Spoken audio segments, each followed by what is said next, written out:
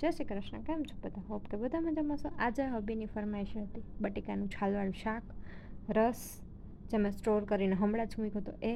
અહીંયા પૂરીનો લોટ બાંધવા માટે લોટ મેં કાઢી લીધો છે. અહીંયા સબ્જી બનીને મસ્ત રેડી થઈ ગયું છે. થોડું રસાવાળું પાતને ખાવું હતું એટલે મેં રસાવાળું બને.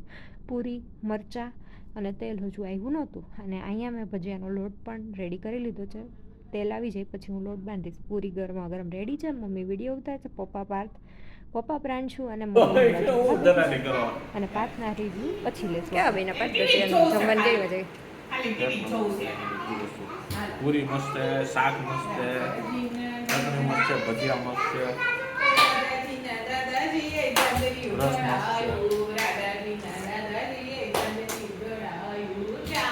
છાશમાં આમાંથી પીવાની મજા આવે. એવું છે.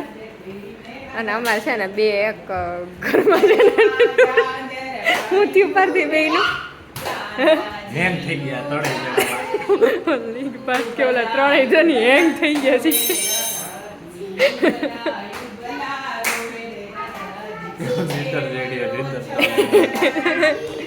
ચાલો તો અમે અમારા વિડીયોનો એન્ડ અહીંયા જ કરીશું. અમારો વિડીયો ગમ્યો હોય ને તો લાઈક કરજો, શેર કરજો, સબસ્ક્રાઈબ કરવાનું ભૂલતા નહીં. જય શ્રી કૃષ્ણ.